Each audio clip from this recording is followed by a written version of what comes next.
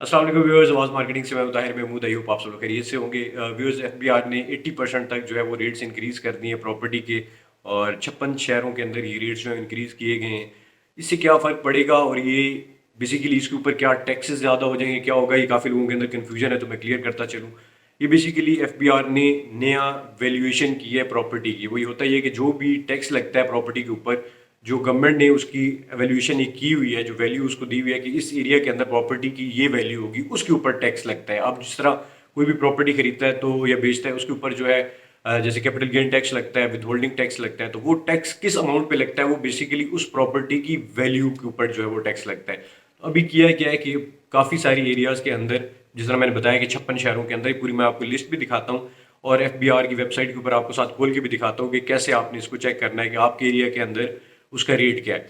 अच्छा, बात ये करते हैं कि इसका इफेक्ट बेसिकली क्या आएगा। अच्छा, मजे की बात ये कि जब मेरे तक ये न्यूज़ आई तो मेरे जहन में एक क्वेश्चन आया। जब मैंने वो पढ़ा न्यूज़, उसके ऊपर लिखा हुआ था कि देखें, एक तो ये पढ़ा कि जी 80% जो है वो इंक्रीज़ हो गया है जो प्राइसेस, और ये नवंबर 1 से जो है वो फंक्शनल मतलब इम्प्लीमेंटेशन इसकी हो जाएगी।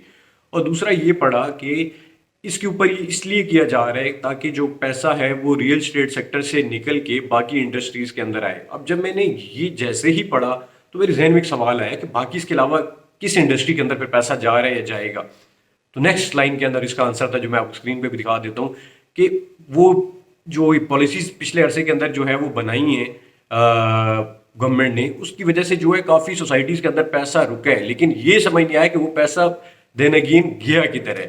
तो मेरे ख्याल में शायद ऑफिशियल्स ने ये बताया कि पता नहीं लगा, लेकिन बहुत सारे लोग, बल्कि जितने भी लोग जो फॉलो कर रहे हैं, जो चीज़ें देखते हैं, उनको पता है वो पैसा कहाँ जा रहा है। वो पैसा बेसिकली दुबई जा रहा है, वो पैसा जो है वो फॉरेन बाहर मुल्कों के अंदर जा रहा है, क्योंकि लोग जो है इन्वेस्टमेंट जो है वो अपनी यहाँ से बाहर लेके जा रहे हैं। अब मजे की बात ये है कि अगर हम कहते हैं कि ये इस चीज़ से इन्वेस्टमेंट अगर रियल स्टेट के अंदर रुकती है तो किस इंडस्ट्री के अंदर जाएगी। देखिए, आपकी जो टेक्सटाइल इंडस्ट्री थी वो आपने रिसेंटली देखा है कि उसका क्या है, वो बंद करके बहुत सारे लोग बांग्लादेश भाग गए। इलेक्ट्रिसिटी कॉस्ट इतनी ज़्यादा थी कि वो उनके ऑपरेशंस मैनेज करना मुश्किल हो गए। आप अपनी ऑटो इंडस्ट्री देख लें कि जो हर दूसरे दिन आता है कि जी ये वाली होंडा ने जो है प्रोडक्शन बंद कर दिया, टोयोटा ने बंद कर दिया इतने टाइम के लिए, क्योंकि उनकी ये प्रॉब्लम है। फिर जो क्या कहते हैं, फ्यूल की जो प्राइसेस हैं वो वैसे इंक्रीज हो रही है, उससे रेलिवेंट जो इंडस्ट्रीज हैं वो वैसे जो है वो तंग है। किसान जो है, जिस तरह के हम एग्रीकल्चर कंट्री हैं माशाल्लाह, तो किसान जो है वैसे रो रहे हैं, इस साल उनसे गंदम नहीं ली गई। ऊपर से किसान कह रहा है कि जो है हम लोग इस दफ़ा काश्त नहीं करेंगे, और बहुत सारे एरियाज़ के अंदर 60-70 इवन 80% तक जो है वो लैंड जो है वो कल्टीवेट मतलब उसको काश्त किए ही नहीं गया इस दफ़ा बहुत सारे लोगों ने। फिर गवर्नमेंट ने कहा ज़बरदस्ती इनसे काश्त करवाओ क्योंकि आगे चाहिए होगी गंदम, और जब उससे पहले जो है वो उनसे ली नहीं जा रही थी। ये तो हमने किसानों की बात होगी। मैंने आपको टेक्सटाइल का बता दिया। आईटी सेक्टर के अंदर ये कहते हैं कि पाकिस्तान की आबादी बहुत ज़्यादा है तो इंटरनेट की स्पीड इतनी तेज़ नहीं हो सकती। हर आए दिन जो है वो व्हाट्सएप के ऊपर आप तस्वीर भेजते हैं तो वो आगे से जो है वो तस्वीर नहीं जा रही होती, वॉइस मैसेज नहीं जा रहा होता। आज पूरे सब ने जो है वो क्या कहते हैं वीपीएन लगा के तो एक दूसरे को मैसेज कर रहे होते हैं। ये हमारे आईटी के बाकी जो जितनी भी इंडस्ट्रीज़ हैं, और बाकी आप देख लें पीआईए की आज जो है वो निचकारी हुई है, ठीक है, उसका हाल देख लें। आपकी एयरलाइन आपसे जो है वो नहीं हो रही। स्टील मिल का हाल देख लें, आप रेलवे का हाल देख लें। फिर देख लें कि क्या कौन सी इंडस्ट्री के अंदर पैसा जाएगा। मजे की बात यह कि हर पाकिस्तानी ये चाहता है कि पाकिस्तान की सारी जो जितनी बाकी इंडस्ट्रीज हैं उनके अंदर भी पैसा जाए, लेकिन मसला ये है कि कोई इंडस्ट्री फ्लरिश तो कर रही हो, किसी के ऊपर उम्मीद तो हो, कोई उसका स्टार्टअप तो हो जहाँ पे वो पैसा लगा रहे हो। किधर लगाएं? फिल्म इंडस्ट्री के अंदर लगाएं पैसा। कोई कोई उधर से यहाँ से कोई ट्रैक्टर बनेंगे, यहाँ पे बन रहे हैं, ये क्या बन रहे हैं, मतलब एक इंडस्ट्री बढ़ेगी तो ऑब्वियसली फिर छोटी सी आप किसी टॉपिक के ऊपर तो आप मूवी बना नहीं सकते पाकिस्तान के अंदर, एक शॉर्ट फिल्म भी नहीं बना सकते, वो बैन हो जाती है। एक वो क्या कहते हैं ले दे के वही टॉपिक्स रह जाते हैं जिनके ऊपर, क्योंकि आप इवन आप बाकी कंट्रीज के अंदर देखिए किस तरह की मूवीज बन रही होती है, क्या बन रही होती है, किस तरह के सोशल इश्यूज जो है कवर हो रहे होते हैं। यहाँ पे आप बना के देख लें, पुलिस पे बना लें या फिर आप बाकी इदारों पे बना लें या किसी भी चीज़ पे बना लें तो आपको चलनी नहीं दी जाएगी। कहने भी वो साइड पे निकल गया हूँ।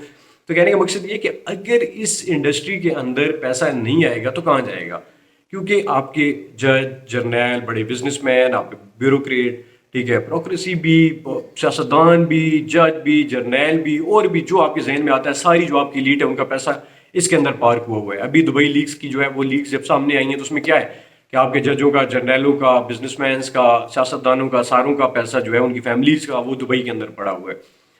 अब ये क्यों रियल एस्टेट के अंदर पार्क करते हैं? क्योंकि जो इंडस्ट्री फ्लरिश कर रही है, पाकिस्तानी जो ओवरसीज बैठे हुए हैं, जब वो वहां बैठा हुआ है तो वो अगर पाकिस्तान के अंदर पैसा भेजेगा, किसी और इंडस्ट्री के अंदर लगाना है तो उसको प्रॉपर या तो एक बिजनेस रन करना पड़ेगा। अब रियल एस्टेट क्या है, ये बेसिकली क्या है कि एक किस्म का आपने इसके अंदर पैसा इन्वेस्ट किया और उसके बाद आप जो है वो सो गए। वो आप किसी के अंदर भी इन्वेस्ट करते हैं, वो आज 5 साल बाद 10 साल बाद वो चीज़ इंक्रीज कर जाती है, क्योंकि पाकिस्तान के अंदर ऑब्वियसली घरों की भी कमी है, डेवलपमेंट अभी इंफ्रास्ट्रक्चर बिल्ड हो रहा है, तो ये इंडस्ट्री जो है वो बूम कर रही है क्योंकि इसी के अंदर आके पैसा पार्क होता है। फिर जो है सारा बड़े जो लोग हैं उनका पैसा इसके अंदर आके पार्क होता है, फिर इसके अंदर इसके साथ तकरीबन 18-20 इंडस्ट्रीज जो हैं वो और जुड़ी हुई हैं। जब ये चलती हैं तो वो चलती हैं। तो कहने का मकसद ये है कि इस वजह से इसके अंदर पैसा पार्क होता है। इस बात के ऊपर किसी बाशऊर पाकिस्तानी को ये एतराज़ नहीं हो सकता कि बाकी इंडस्ट्रीज के अंदर पैसा जाए, लेकिन वो पैसा आपको क्यों जाता हुआ नजर नहीं आ रहा, क्योंकि आपकी पॉलिसीज ही ठीक नहीं है। क्योंकि देखें, अब टैक्स लगने हैं, जिस तरह कि मैंने आपको बताया कि वैल्यूएशन जो है वो हो रही है। अब फिर भी ये जो वैल्यूएशन कर रहे होंगे, इसके अंदर भी बहुत सारे मसाइल हैं जो कि इनके अपने एफबीआर के ऑफिशियल्स ने बताया कि जी डिफरेंट सोसाइटीज़ के अंदर डिफरेंट रेट्स होंगे, तो डिफरेंट सिटीज़ के अंदर भी डिफरेंट जो सोसाइटीज़ हैं उनके अंदर डिफरेंट जो है उन प्लॉट्स का रेट है। तो अब जाहिर सी बात है, ये बहुत एक कैसे कह लें कि माइन्यूट डिटेलिंग के अंदर आपको जाना पड़ेगा कि हर एरिया के अंदर एग्जैक्ट रेट्स जो हैं वो निकालने के लिए। लेकिन मेरा नहीं ख्याल कि इससे फिर देन अगेन बात वहीं पे आ जाती है कि मेरा नहीं ख्याल कि इससे फिर भी इफेक्ट आएगा या इन्वेस्टमेंट इसके अंदर रुकेगी। फॉर द टाइम भी थोड़ा सा आ सकता है, जिस तरह पिछले सालों के अंदर भी कहते थे कि जी ये होगा ये होगा। अभी तो जाहिर सी बात है मुल्क के अंदर सारा कारोबार ही रुका हुआ है, लेकिन जब ही मुल्क के हालात बेहतर होंगे, इन्वेस्टर का ट्रस्ट आएगा, लोगों की पाकिस्तान की पोलिटिकल सिचुएशन जो है, जो पोलिटिकल इंस्टेबिलिटी है, जो इकोनॉमिक इंस्टेबिलिटी है, ये कम होगी, तो ऑटोमेटिकली इस इंडस्ट्री के अंदर पैसा आना है। और अगर आपने कोशिश करना है कि इस इंडस्ट्री से बाकी इंडस्ट्री की तरफ जो है वो पैसा जाए, तो उसके लिए आपको प्रॉपर मेजर्स लेना पड़ेंगे, प्रॉपर बेहतर पॉलिसीज लेके आनी पड़ेंगी, और वो पॉलिसीज जो है वो नज़र नहीं आ रही। इस सेक्टर को भी स्ट्रक्चराइज करना चाहिए। जब तक ये स्ट्रक्चराइज नहीं होगा तब तक जाहिर सी बात है आप किसी भी तरह भी कोशिश करें तो इसको जो है वो मैनेज नहीं कर सकते। दुनिया के अंदर जो है वो रियल एस्टेट सेक्टर के अंदर से दुनिया ने बहुत पैसा कमाया है। आप किसी भी कंट्री की एग्जांपल ले लें, चाइना की एग्जांपल ले लें, इंडिया की एग्जांपल ले लें, अमेरिका की एग्जांपल ले लें, उन्होंने उधर बूम्स हुए हैं और इस इंडस्ट्री ने उनको बहुत ज़्यादा पैसा दिया है। और यही कुछ साल पहले, 2 साल 3 साल पहले, ये इंडस्ट्री पाकिस्तान के अंदर बहुत ज़्यादा कंट्रीब्यूट कर रही थी और आने वाले सालों के अंदर भी करेगी। एनीवेज, साथ आपको मैं दिखा भी देता हूँ क्योंकि वीडियो जो है वो लंबी हो जाएगी, तो उसमें बता देता हूँ कि आपने कैसे कैसे जो है ये करना है, ये आप देख लें। अच्छा व्यूअर्स, आप स्क्रीन के ऊपर देख रहे हैं, यहाँ से आप जो है ना वो जाके चेक कर सकते हैं। FBR जो है वो आप इंटर करेंगे और यहाँ से जो है ऑफिशियल वेबसाइट है fbr.gov.pk, ठीक है। यहाँ से ओपन करेंगे, ये सारी चीज़ें आ रही हैं। यहाँ से आपने नीचे जाना है और नीचे जाके आपने वैल्यूएशन ऑफ इमूवेबल प्रॉपर्टीज़ में जाना है, ठीक है। तो बेसिकली ये जो लिस्ट है सिटीज़ की जिनके रेट्स जो हैं वो अपडेट हुए हैं, इनमें से कुछ के अपडेट हो गए हैं, कुछ के साथ साथ अपडेट हो रहे हैं। कुछ सिटीज़ के मैं आपको दिखा भी देता हूँ कि आपने बेसिकली चेक कैसे करना है। जैसे कि हम लोग स्टार्ट करते हैं, सारे देख लें, एबटाबाद, अटक, बहावलनगर, बन्नू, बक्खर, ये सारे जो हैं वो आ रहे हैं। इसमें इस्लामाबाद का अपडेट नहीं हुआ था, लेकिन एक दफ़ा चेक कर लेते हैं दोबारा। ये 2022 का आ रहा है, जो इस्लामाबाद रावलपिंडी का जो है अपडेट नहीं हुआ। बाकी लाहौर, कराची, बहुत सारों के अपडेट हो रहे हैं, बाकियों के भी साथ साथ अपडेट हो रहे हैं। ये देखें, इसमें डेट आ रही है 10/29/2024, मतलब ये कि अभी ये अपडेट हुआ है। इसको ओपन करते हैं कि इसकी क्या जो है वो रेट्स हैं। अच्छा, अब ये देखें, government of Pakistan revenue division, federal board of revenue, ठीक है, इन्होंने ये सारे नए इनकी रेट्स दिए हैं सोसाइटी वाइज। ऑब्वियसली मैं सारी सोसाइटीज़ को नहीं बता सकता क्योंकि आप ये लिस्ट देख सकते हैं, ये बहुत बड़ी लिस्ट है और ये बहुत ज़्यादा टाइम लगेगा। अब आपका प्लॉट जिस एरिया के अंदर आ रहा है, जैसे आ रहा है पहला है इलामा इकबाल टाउन, ठीक है, अब्दालियन कोऑपरेटिव सोसाइटी, ठीक है। अब इसके अंदर रेजिडेंशियल जो ओपन प्लॉट है उसका पर मरला जो है वो रेट ये लिखा हुआ है, ठीक है। और इसी तरह रेजिडेंशियल सुपर स्ट्रक्चर जो है इसका पर स्क्वायर फीट रेट जो है ना ये लिखा हुआ है, ठीक है। और कमर्शियल जो है ओपन प्लॉट उसका पर मरला रेट ये लिखा हुआ है। तो उसके अलावा कमर्शियल जो है सुपर स्ट्रक्चर इसका पर स्क्वायर फीट रेट ये लिखा हुआ है।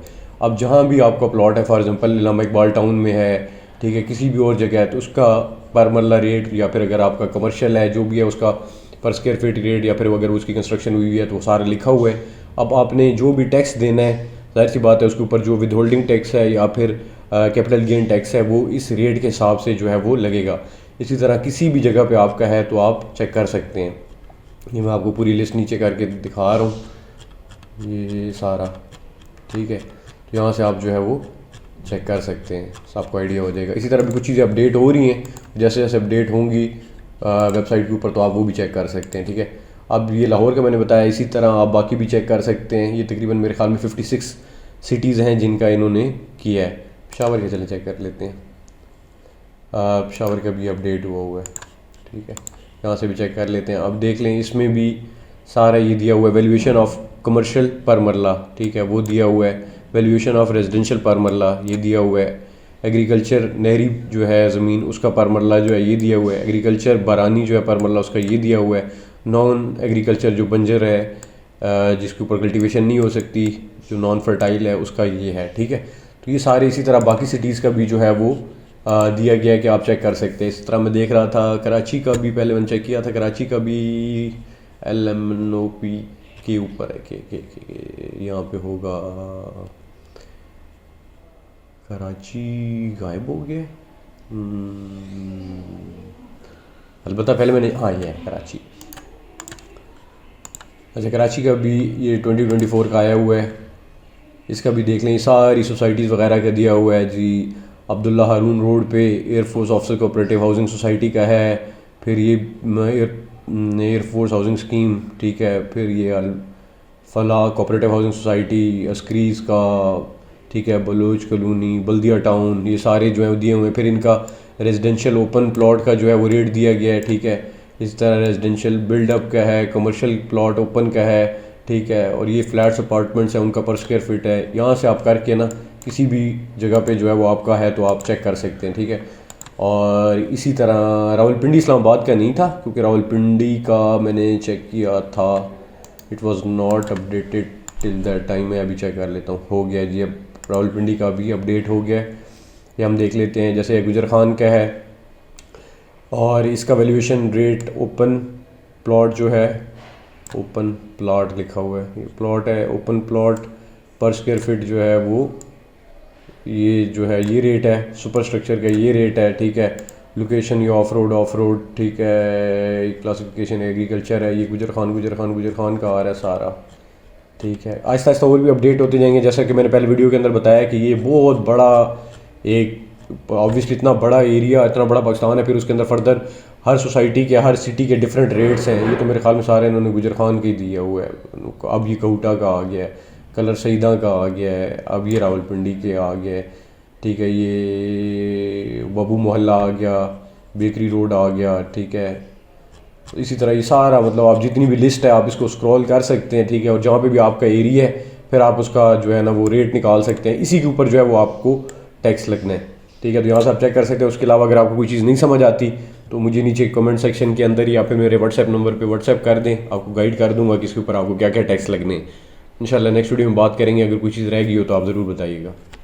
Thank you.